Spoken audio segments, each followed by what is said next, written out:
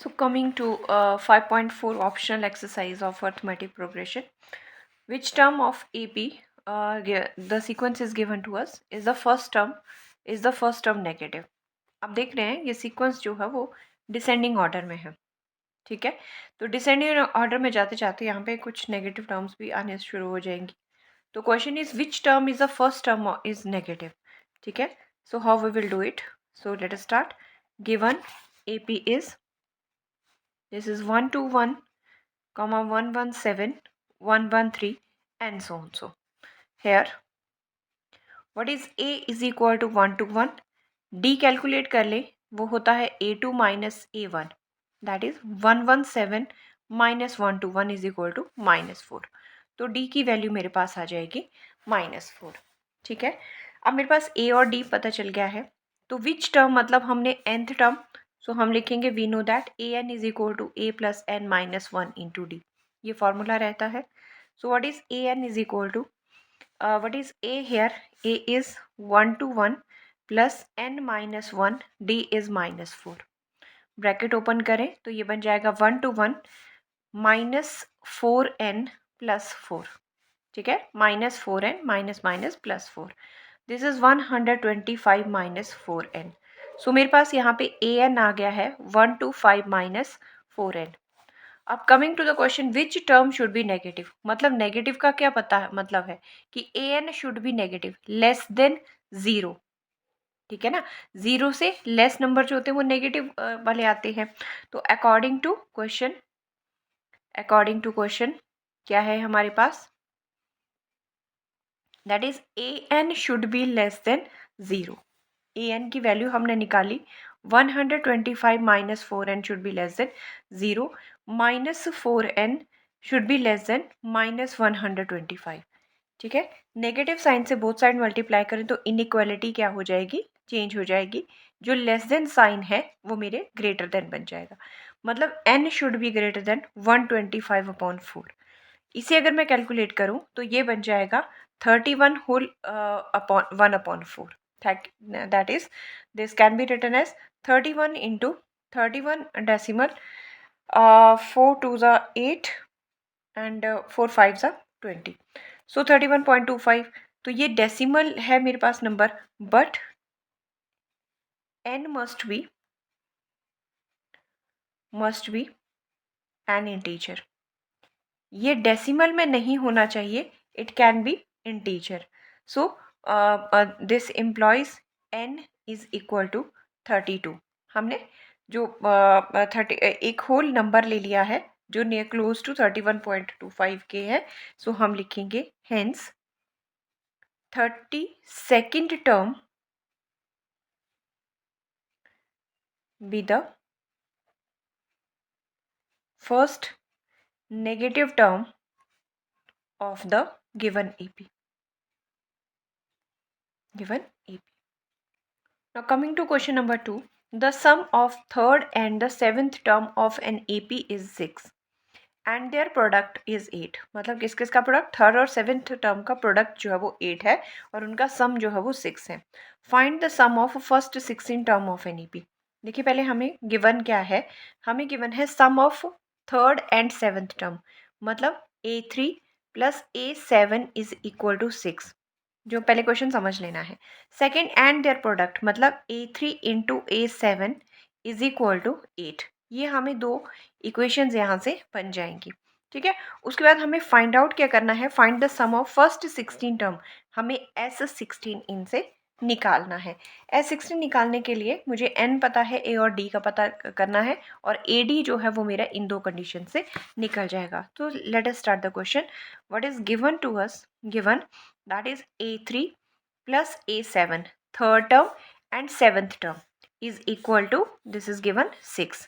मुझे पता है A3 को लिख सकते हैं A plus 2D और A7 होता है A plus 6D is equal to 6, ठीक है।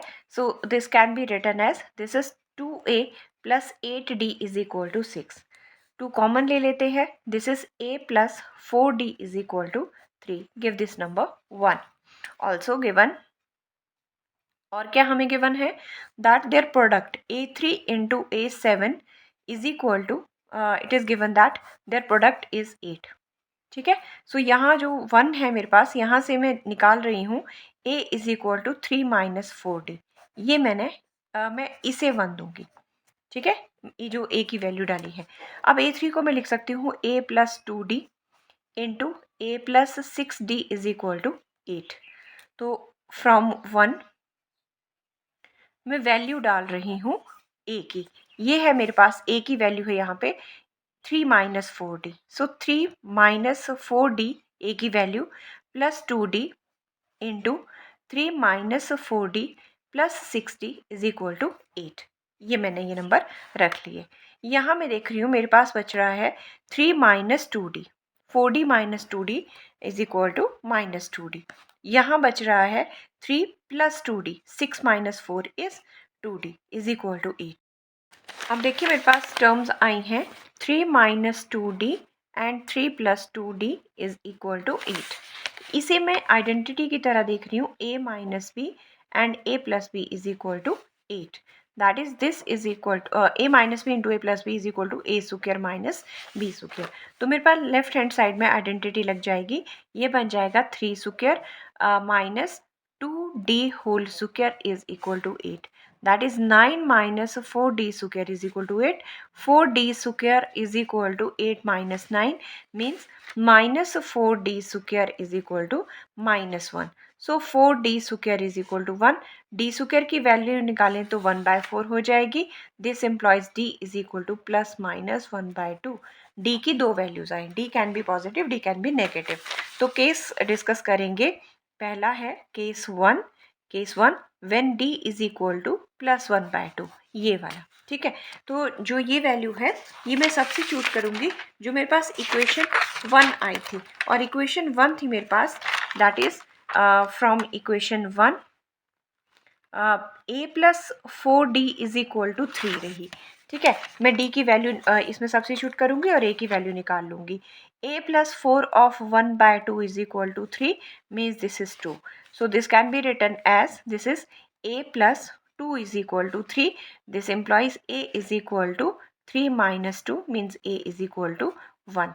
अब देखिए a1 d हाफ तो मैं निकाल लूँगी s16. s16 के लिए मुझे SN फार्मूला पता है n/2 2a plus n minus 1 into D रहता है.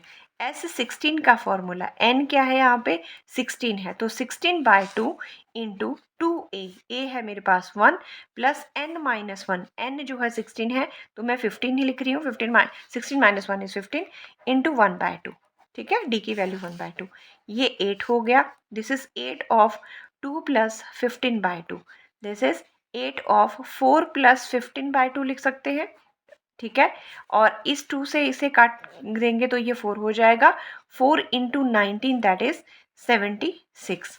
This implies sum of first 16 terms is 76. So ये केस था व्हेन डी जो था वो पॉजिटिव था. और मैं केस 2 ले रही हूँ. Case 2 that is when d is equal to -1/2. ठीक है, किस में पुट करेंगे? Put in a plus 4d is equal to 3 में. यहाँ से इस d के लिए a की value a plus 4 of minus half is equal to 3. ये बन जाएगा मेरे पास 2. So a minus 2 is equal to 3. So this implies d is equal to 3 plus 2 means d is equal to 5. Sorry a is equal to 5 not d. a is equal to 5. अब देखिए a की value मेरे पास 5 है, d की minus half है. मुझे फिर से s16 निकालना है. ये फॉर्मूला मैं यूज़ करूँगी. This is 16/2 into 2a. a is 5 plus 15 into -1/2. ठीक है, d की वैल्यू -1/2. ये 8 आ गया. दिस इज 8 ऑफ 10 माइनस 15/2 लिख सकते हैं. This is 8 of 20 minus 15/2. ये 4 हो जाएगा. This is 4 into 5. So this will be equals to 20. This implies what is sum of 16 terms is equal to 20 when d is equal to minus half and a is equal to 5.